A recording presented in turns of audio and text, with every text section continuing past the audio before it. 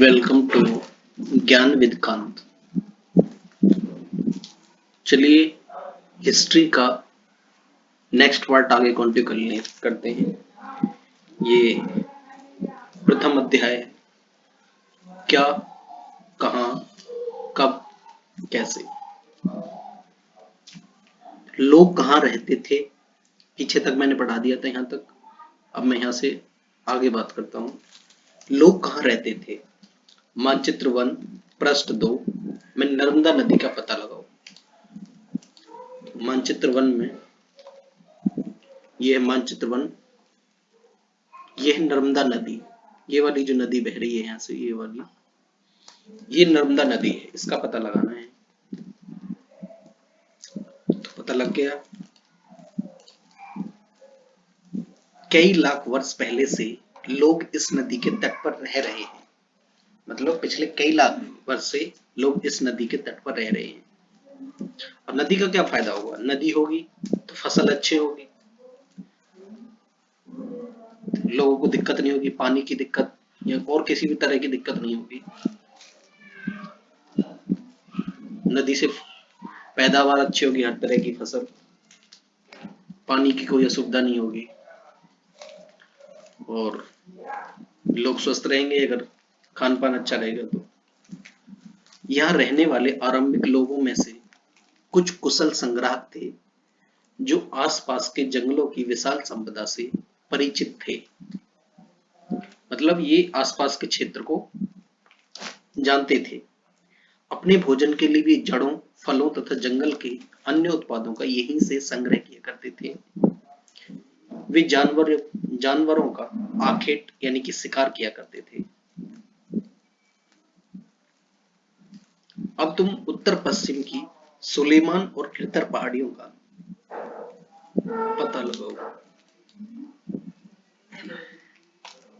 तो ये जो है कृथर पहाड़ी है, ये सुलेमान, कृथर और सुलेमान की पहाड़ी है। इसी क्षेत्र में कुछ ऐसे स्थान हैं जहां लगभग 8000 वर्ष पूर्व स्त्री पुरुषों सबसे पहले गेहूं तथा जौ जैसी फसलों को उपजाना आरंभ किया। तो इसी क्षेत्र में गेहूं और जौ की फसलें आरंभ की। उन्होंने भेड़ बकरी और गाय बैल जैसे पशुओं को पालतू बनाना शुरू किया। सबसे पहले उन्होंने क्या किया, भेड़ बकरी और गाय बैल जैसे पशुओं को पालतू बनाना शुरू किया। ये लोग गांवों में रहते थे। उत्तर पूर्व में गारो तथा मध्य भारत में विंध्य पहाड़ियों का पता लगाओ। ये जो एरिया है, इसको इधर का एरिया है, इसको पूर्व, इधर के एरिया को पश्चिम, इस वाले एरिया को, नीचे वाले को, ऊपर वाले को उत्तर बोलेंगे और नीचे वाले को दक्षिण, ऐसे बटा हुआ है। अगर हमें उत्तर पूर्व देखना है तो ये पूर्व है और ये उत्तर है। इधर का जो एरिया है ये उत्तर पूर्व है। इसको अगर 4 पार्ट में डिवाइड करेंगे तो इधर का जो एरिया बचेगा ये उत्तर पूर्व, इधर का एरिया बचेगा ऊपर वाला ये हिस्सा, ये होगा उत्तर पश्चिम, और नीचे वाला ये तो दक्षिण हो गया। दक्षिण और उत्तर, ये दक्षिण उत्तर होगा आधा एरिया इधर का, और इधर वाला जो कोना होगा, ये वाला जो एरिया होगा, ये होगा तुम्हारा दक्षिण और पूर्व। इस तरह इसको 4 इसके पार्ट में डिवाइड है और 4 इसके सब पार्ट है। तो यह है विंध्य पहाड़ी,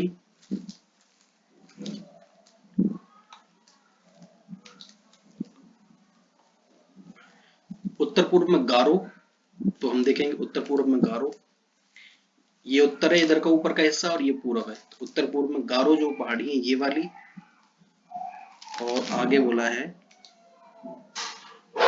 उत्तर पूर्व में गारो तथा मध्य भारत में विंध्य पहाड़ियों का पता लगाओ। मध्य भारत जो है ये वाला है, ये बीच का हिस्सा मतलब मध्य, विंध्य पहाड़ी ये है। ठीक है जी। तो ये कुछ अन्य ऐसे क्षेत्र थे जहां कृषि का विकास हुआ, जहां सबसे पहले चावल उपजाया गया। इन क्षेत्रों में सबसे पहले क्या हुआ कि चावल उपजाया गया।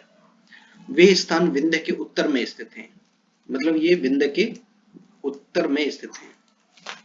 ये जो विंध्य पहाड़ी है इसके उत्तर में ऊपर की तरफ इसकी बात कर रहा है, इसमें चावल उपजाया गया। ये पूरा मैप दे रखा है। चंबल नदी है, ये यमुना नदी है, गंगा नदी है, झेलम, चिनाब, रावी, सतलुज, व्यास, ये हिमालय पर्वत है, ये पूरा ब्रह्मपुत्र नदी है, ये गंगा नदी यहाँ से यहाँ जा खत्म हो रही है। सोन नदी है, ये महानदी है, बंगाल की खाड़ी, अरब सागर, गोदावरी नदी है, दक्कन है, कृष्णा नदी है, पश्चिम घाट है, ये पूर्वी घाट है, तुंगभद्रा नदी है, कृष्णा नदी है, कावेरी नदी है, पेन्नार नदी है, चंबल, थार, सिंधु नदी है, ये सब दे रखा है। ये अंडमान एवं निकोबार द्वीप समूह है, हिंद महासागर है, ये वाला नीचे का, ये श्रीलंका है, और इधर जो है ये अपना भारत, और इधर की तरफ ये पाकिस्तान का हिस्सा है, ये इधर वाला, और ऊपर जो है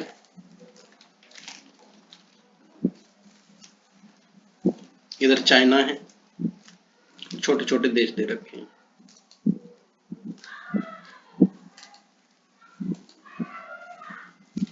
मानचित्र पर सिंधु तथा इसकी सहायक नदियों का पता लगाने का प्रयास करो। मानचित्र पर सिंधु तथा इसकी सहायक नदी, हमें सिंधु और सहायक नदी देखनी है इसकी। तो जो ये है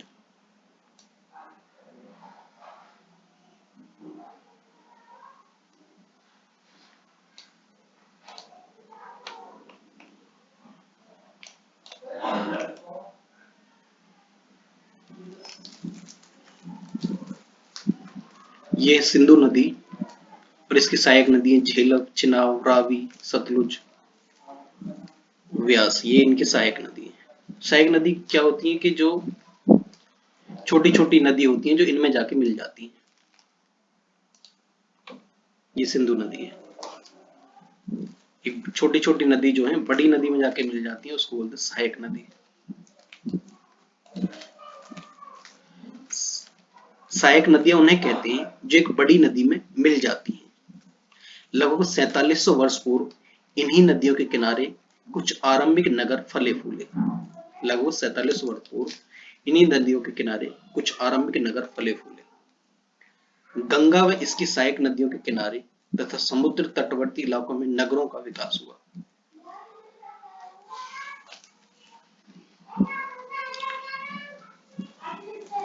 गंगा तथा इसकी सहायक नदी सोन का पता लगाओ।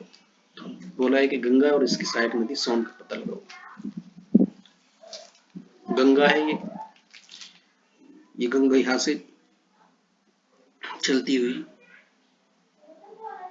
ये गंगा है, गंगा नदी है ये, और ये है इसकी सहायक नदी सोन, मतलब यहां से शुरू हुई और गंगा में जाके मिल गई।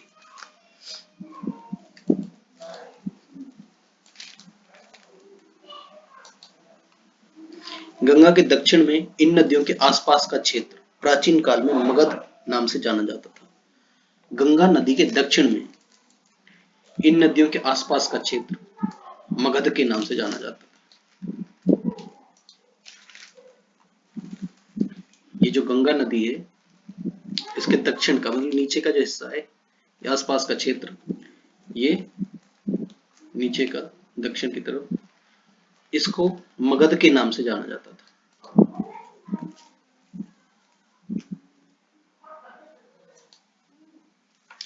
इसके शासक बहुत शक्तिशाली थे, मतलब बहुत ताकतवर शासक थे, और उन्होंने एक विशाल राज्य स्थापित किया। और उन्होंने क्या किया, एक विशाल राज्य स्थापित किया था।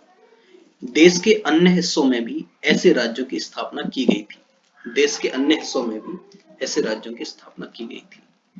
लोगों ने सदैव उपमहाद्वीप के एक हिस्से से दूसरे हिस्से तक यात्रा की। लोगों ने क्या किया, एक उपमहाद्वीप से लेकर दूसरे उपमहाद्वीप तक की, दूसरे हिस्से तक यात्रा की। कभी कभी हिमालय जैसे ऊंचे पर्वतों, पहाड़ों, रागिस्तान, नदियों तथा समुद्र के कारण यात्रा जोखिम भरी होती थी, मतलब यहाँ पे खतरा रहता था। फिर भी ये यात्रा उनके लिए असंभव नहीं थी, मतलब खतरा तो था यहाँ पे, लेकिन मुश्किल नहीं थी। ऊंचे ऊंचे पर्वतों, पहाड़ियों, रेगिस्तान, नदियों तथा समुद्रों के आसपास का।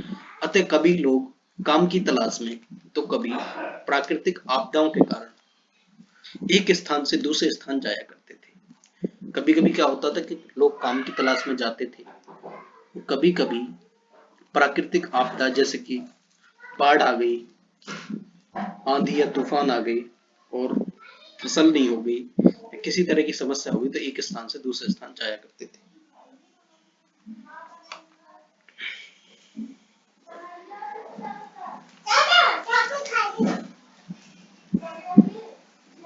कभी कभी सेनाएं दूसरे क्षेत्रों पर विजय हासिल करने के लिए जाती थी। तो कभी कभी क्या होता, सेना एक स्थान से दूसरे स्थान को, दूसरे क्षेत्र को जीतने के लिए जाया करते थे। इसके अतिरिक्त व्यापारी कभी काफिले में, तो कभी जहाजों में अपने साथ मूल्यवान वस्तुएं लेकर एक स्थान से दूसरे स्थान जाते रहते थे। धार्मिक गुरु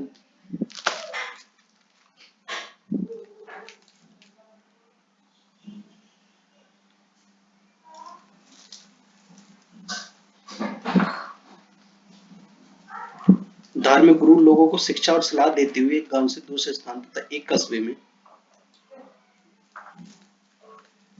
लोगों को शिक्षा और सलाह देते हुए गांव से दूसरे गांव तथा एक कस्बे से दूसरे कस्बे जाया करते थे। कुछ लोग नई और रोचक स्थानों को खोजने की चाह में उत्सुकतावश भी यात्रा किया करते थे। कुछ लोग नए और रोचक स्थानों को खोजने की चाह, मतलब कुछ मजेदार स्थान मिले, उनको उत्सुकतावश यात्रा किया करते थे। इन सभी यात्राओं से लोगों को एक दूसरे के विचारों को जानने का अवसर मिलता था। इससे होता क्या था कि लोगों के एक दूसरे के विचारों को जानने का अवसर मिलता था। तो आज यहीं तक रखेंगे। Thank you for watching this video. Please do like, comment, share and subscribe my YouTube channel.